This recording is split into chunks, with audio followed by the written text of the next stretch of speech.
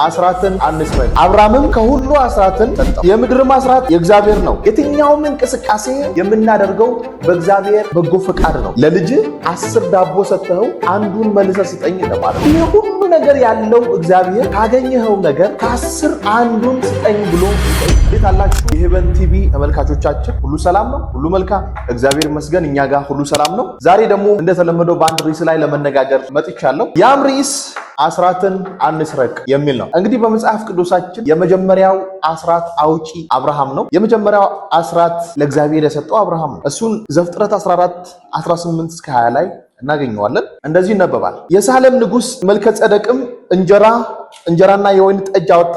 እርሱም የልዑል እግዚአብሔር ካህን ነበር። ባረከውም። አብርሃም ሰማይና ምድርን ለሚገዛ ለልዑል እግዚአብሔር የተባረከ ነው። ጠላቶችን በእጅ የጣለልህ ልዑል እግዚአብሔርም የተባረከ ነው አለው። አብርሃምም ከሁሉ አስራትን ሰጠው። በመጽሐፍ ቅዱሳችን የመጀመሪያው አስራትን ከ10 አንድ እግዚአብሔር የሰጠው አብርሃም ነው።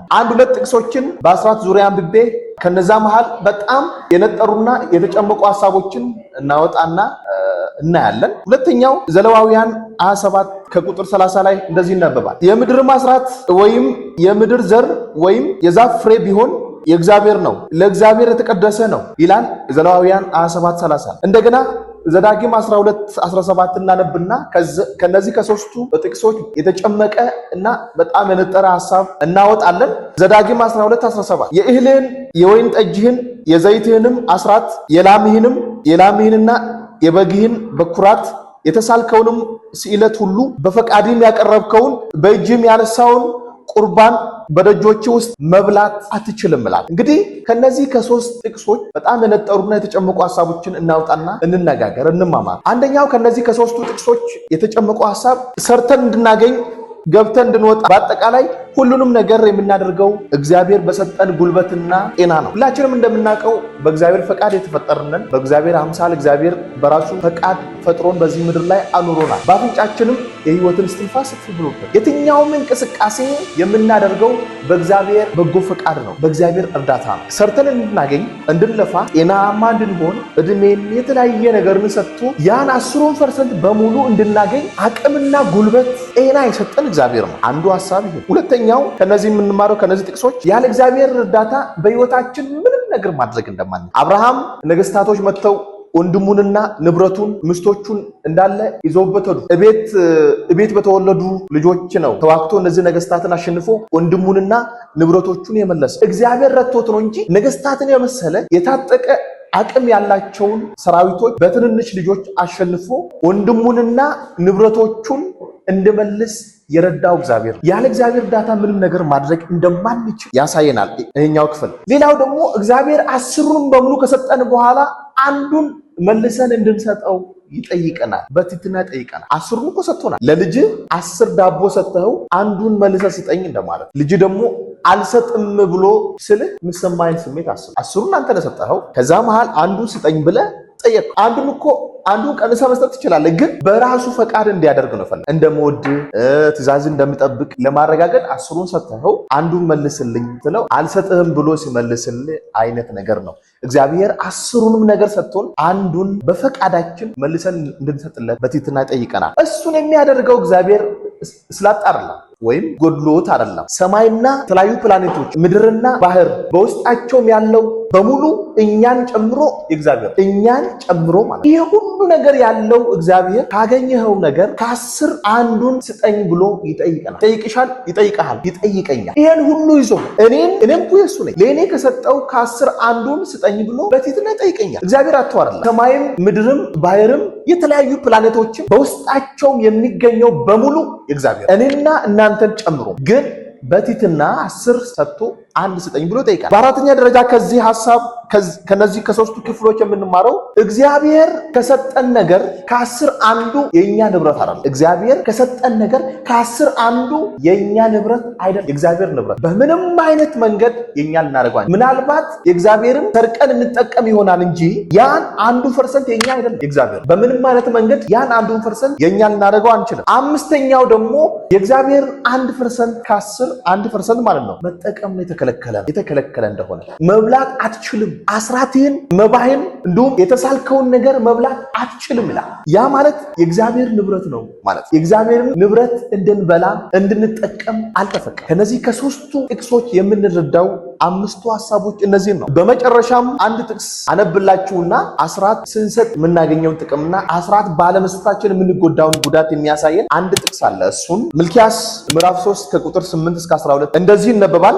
ሚልክያስ ምዕራፍ 3 ከቁጥር 8 እስከ 12 ሰው እግዚአብሔርን ይሰርቃልን? እናንተ ግን እኔን ሰርቃችኋል። እናንተም የሰረቅን በምንድን ነው ብላችኋል? በአስራትና በበኩራት ነው። እናንተ ይህ ሕዝብ ሁሉ እኔን ሰርቃችኋልና በእርግማን እርጉሞች ናቸው። ቁጥር 10 በቤተ ውስጥ መብል እንዲሆን አስራቱን ሁሉ ወደ ጎተራ አግቡ። የሰማይንም መስኮት ባልከፍትላችሁ በረከትንም አትረፍፌ ባላፈስላችሁ በዚህ ፈትኑኝ ይላል የሰራዊት ጌታ እግዚአብሔር። ስለ እናንተ ነቀዙን እገስጻለሁ፣ የምድራችሁንም ፍሬ አያጠፋም፣ በእርሻችሁም ያለው ወይን ፍሬውን አያረግፍም ይላል የሰራዊት ጌታ እግዚአብሔር። ቁጥር 12 የተድላ ምድር ትሆናላችሁና አሕዛብ ሁሉ ብፁዓን ብለው ይጠሯችኋል ይላል የሰራዊት ጌታ እግዚአብሔር። ከነዚህ ክፍል የምንረዳው ሐሳብ አለ። አስራትን ባለመክፈላችን የሚያገኙን ቅጣቶች፣ አንደኛ ቁጥር 9 ላይ እንደምናየው እኔን ሰርቃችኋልና በእርግማን እርጉሞች ናችሁ ይላል። አንደኛው እርግማን ነው። አስራታችንን ከ11 ባለመክፈላችን የሚያገኘን ቅጣት እርግማን ነው። እርግማን ደግሞ ብዙ መልክ አለ። ለምሳሌ እርግማን ማጣት፣ በሽታ፣ ጭንቀት፣ ስቃይ፣ ረሃብ በብዙ ነገር ይተረጉማል። እርግማን አንድ ይሄ ነገር ነው ብለን እና እርግማን የተለያየ ገጽታ አለው። ረሃብ ብንል ድህነት፣ በሽታ፣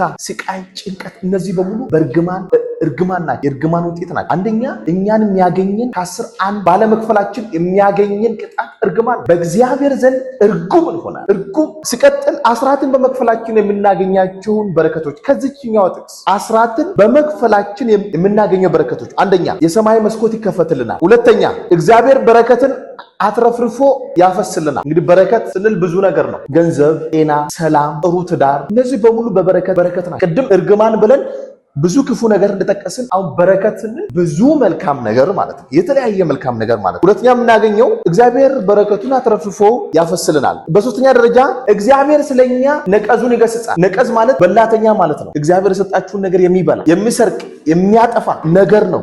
እግዚአብሔር ስለኛ ነቀዙን ይገስጽልናል። ለምን? እግዚአብሔር የሰጠን ነገር እንዳይበላ፣ እንዳይጠፋ፣ እንዳይወረስ፣ እንዳይመክን እግዚአብሔር በላተኛውን ይከለክልልናል። አስራት በመክፈላችን ከዚህኛው ጥቅስ ከትንቢተ ሚልክያስ ምዕራፍ 3 ከቁጥር 8 እስከ 12 ካለችው ጥቅስ ያው አሁን እያየን ያለ ነው። እግዚአብሔር ስለኛ ነቀዙን ይገስጽልናል። አራተኛውና መጨረሻው እግዚአብሔር በተድላና በሙላት ያኖረናል። ተድላ የተሳካ ህይወት፣ የተሳካ ትዳር፣ የተሳካ ነገር ይሰጠናል። እግዚአብሔር አስራታችንን በመክፈላችን እግዚአብሔር ቃል ነው ምናምን። ስለዚህ አስራታችንን እየበላን አለን። አንዳንድ ጊዜ የከፈልን፣ አንዳንድ ጊዜ እኔም አንዳንድ ጊዜ እቸገራለሁ፣ አስተካክላለሁ፣ አንዳንዴ ይመለሳለሁ፣ አንዳንዴ የሚያበላሽቸው ነገሮች አሉ። ግን ወደኋላ ተመልሼ ይሄ የእግዚአብሔር ንብረት ነው ከ11 የኔ አይደለም በሚል እግዚአብሔርን ለእግዚአብሔር የቄሳርን ለቄሳር ለማውጣት ትታገላለሁ። እናንተም የእግዚአብሔርን ንብረት በመብላት እርግማን እንዳንሆን የእግዚአብሔርን ለእግዚአብሔር በእግዚአብሔር ዘንድ የተባረክን እንድንሆን ከ11 የእግዚአብሔርን ለእግዚአብሔር እንስጥ። ያለዛ በእርግማን ርጉሞች ናቸው። ህይወታችን እንዳይረገም፣ ዳራችን እንዳይረገም፣ ቢዝነሳችን እንዳይረገም፣ የምንወልዳቸው ልጆች እንዳይረገሙ የእግዚአብሔርን ለእግዚአብሔር እንስጥ። እግዚአብሔርን አንስረቅ፣ አናታለን እና ይህን በማድረግ እግዚአብሔር እንድረዳን ሁላችሁም ጸልዩ። አስራት እየከፈላችሁ ያላችሁ በርቱ፣ ተጠናከሩ። የእግዚአብሔር ነው፣ እናንተ አይደለም። አስራት ያቆራረጣችሁ ያላችሁ አስተካክሉ። የእግዚአብሔርን ለእግዚአብሔር የራሳችሁን ለራሳችሁ ለመውሰድ ታገሉ። አስራት በፍጹም አውጣችሁ የማታውቁ ደግሞ የእግዚአብሔርን ንብረት እየበላችሁ እግዚአብሔርን እየሰረቃችሁት ነውና አትባረሩ። በግልጽ ቃል በቃል ይናገር። እርጉሞች ናችሁ እኔን ሰርቃችሁኛልና። እርጉሞች ናችሁ። የቅድሞ ሐሳብ ላይ አስራትን መብላት አትችሉም፣ በቤታችሁ አስራታችሁን በቤታችሁ መብላት አትችሉም ይላል። ስለዚህ አትችሉም የተባለውን ነገር ከበላን በእግዚአብሔር ዘንድ የተረገመ እንሆናለን። በእግዚአብሔር ዘንድ የተረገመ በሁሉም ዘንድ የተረገመ፣ በእግዚአብሔር ዘንድ የተባረከ በሁሉም ዘንድ የተባረከ ነውና ሁላችንም እግዚአብሔር ይርዳን። ምንም ከፍላችሁና አስራት አውታችሁ የማታውቁ ክርስቲያኖች፣ ኦርቶዶክስ ወንድሞቻችን፣ ካቶሊክ ወንድሞቻችን፣ ፕሮቴስታንት ወንድሞቻችን የእግዚአብሔርን ለእግዚአብሔር እየሰጠን ካልሆነ የእግዚአብሔር ቃል በእርግማን እርጉሞች ናችሁ ይለናል። እንዳንረገም እግዚአብሔር ሁላችንም ይርዳን። አመሰግናለሁ።